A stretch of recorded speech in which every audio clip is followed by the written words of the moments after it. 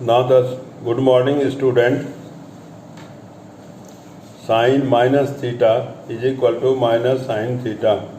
Cos minus theta is equal to plus cos theta. Tan minus theta is equal to minus tan theta. This one formula you have to learn. We use in the physics. Now the second one. Sin 90 plus theta, cos 90 plus theta, minus sin theta. Tan 90 plus theta is equal to minus cot theta.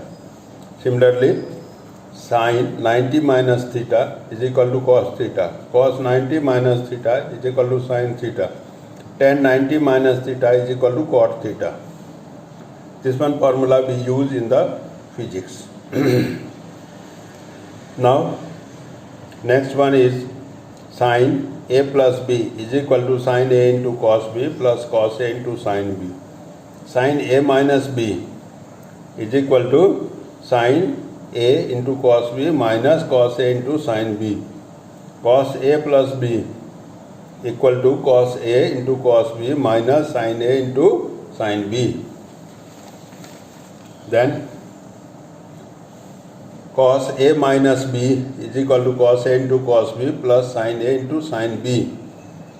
Now, one is the important formula that we have to learn. Cos a plus b into cos a minus b is equal to cos square a minus sin square b. Sin 2a is equal to 2 sin a into cos a. If we write in terms of theta, then also sin 2 theta is equal to 2 sin theta into cos theta. Similarly, cos 2a is equal to 1 minus 2 sin square a is equal to 2 cos square theta minus 1. Sin 2a is equal to 2 tan a by 1 minus tan square a. Similarly, sin a plus sin b, 2 sin a plus b by 2 into cos a minus b by 2. Sin a minus sin b is equal to 2 cos a plus b by 2 into sin a minus b by 2. Cos a plus cos b is equal to 2 cos a plus b by 2 into cos a minus b by 2. Cos a minus cos b is equal to minus 2 sin a plus b by 2 into sin a minus b by 2. These are the formula we use in physics from the trigonometry side, so that you have to learn all the formulas. If we learn, then we can easily apply this one formula. Otherwise, you are not able to solve. Either the numerical or in theoretical parts, there is a lot of formula from the trigonometry are required. Now, I am going to start differentiation. First of all of you know function. All of you know function.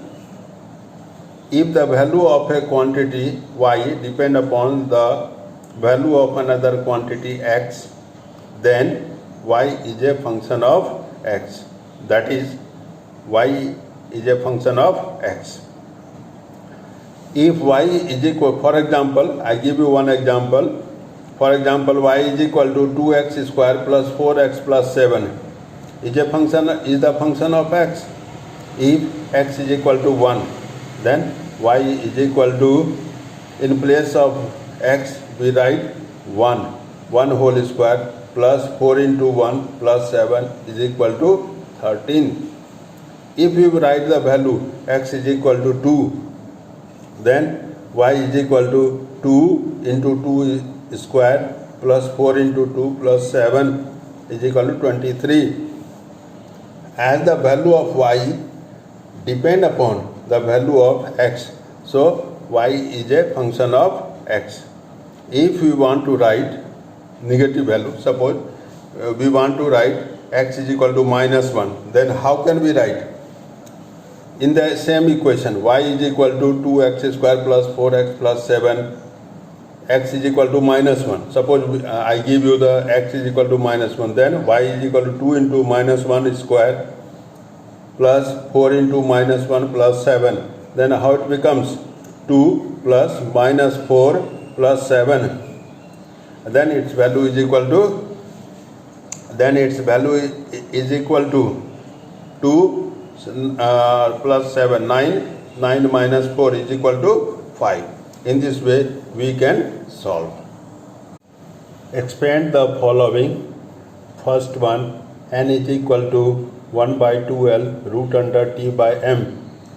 Now what we do, taking log both the sides, log n is equal to log t to the power half, because t having the root, t is inside the root, so we write power half minus log m to the power half minus log 2 plus log l.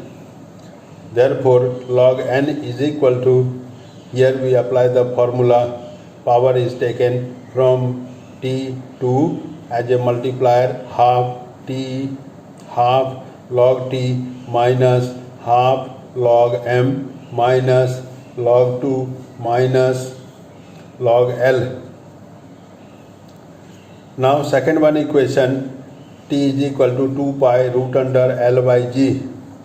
Then we write here equal to 2 pi l by g to the power half.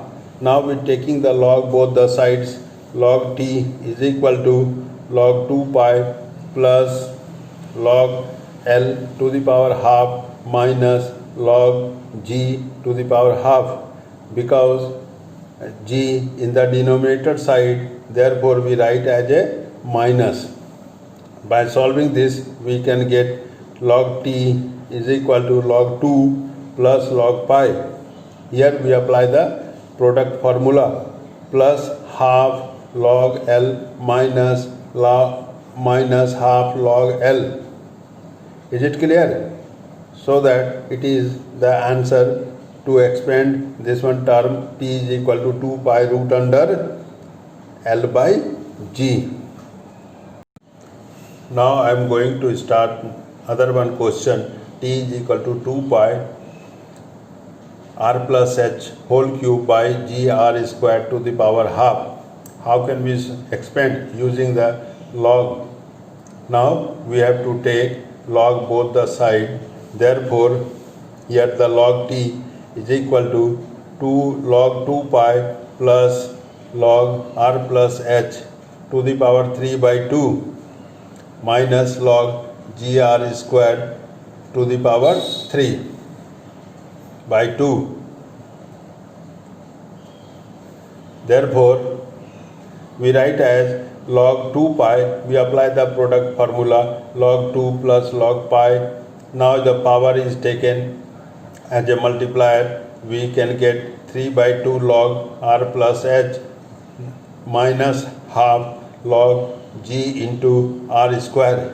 If you write up to this one answer, that is also correct. Or expand more, then we write log 2 plus log pi. We apply here the product formula, plus 3 by 2 log r plus h minus half log g minus log r. It is the answer. Second one question, the question number 4, pv to the power gamma is equal to constant. That one equation we use in the thermodynamics and we solve according to log. Now taking the log both the sides, we get log pv to the power gamma is equal to log k. Therefore here gamma as a power, so gamma can be taken as a multiplier, so that we write here log gamma log p into v is equal to log k. Then we apply the product formula, we get gamma log v plus log p is equal to log k. In this way we can solve the various question of the log. Is it clear? Now I am going to start new one, trigonometry. Now, my dear student, I will start the derivative of a function. Derivative of a function, we write y is a function of x, equation number 1. If the value of x increases by delta x, let delta x is equal to small increment in x. Similarly, delta y is small increment in y. Now put this one value, y plus delta y is equal to function of x plus delta x, equation number 2. Now subtract equation 1 from equation 2, we get delta y is equal to function of x plus delta x minus function of x. Now divide both the sides by delta x. You have to take care here, dividing both sides by delta x, then delta y by delta x is equal to function of x plus delta x minus function of x by delta x. Divide both the side by delta x, then delta y by delta x is equal to f function of x plus delta x minus function of x by delta x. Is it clear? Now we apply where delta y by delta x, that is called average rate of change of y with respect to x. What we say? Delta y by delta x, delta y by delta x is known as average rate of change of y with respect to x. Now we take delta x as small as possible. Then what we write? Delta x tends to be 0. Delta x tends to be 0. Then limit delta x tends to be 0. Delta y by delta x is equal to limit delta x tends to be 0. Function of x plus delta x minus function of x by delta x. Now in the left hand side term, limit delta x tends to be 0. Delta y by delta x is equal to dy by dx. What we say? dy by dx. It is known as differential coefficient of y with respect to x. What we say? Differential coefficient of y with respect to x. It is also known as the derivative of y with respect to x. What we say? Derivative of y with respect to x, or differential coefficient of y with respect to x. Therefore, delta y by delta x is equal to limit delta x tends to be 0, function of x plus delta x minus function of x by delta x. By using this one formula, we can write the different form of formula in the differential. You have to learn, these are the important formula, and you have to learn it. We apply in physics everywhere, especially in the mechanics. We apply this one formula. If y is equal to c, then dy by dx is equal to 0, where c is a constant term. Any differential of constant quantity is equal to 0. What we say? Suppose we say differential of 4 with respect to x, then you will say, sir, 0. Now second one formula, if y is equal to x to the power n, then dy by dx is equal to d by dx of x to the power n, and its formula comes as n x to the power n minus 1. Is it clear? Now if y is equal to c into u, then dy by dx is equal to d by dx of c into u, where c is a constant term. So constant is taken out from the differential form, and then we write c dy by du by dx.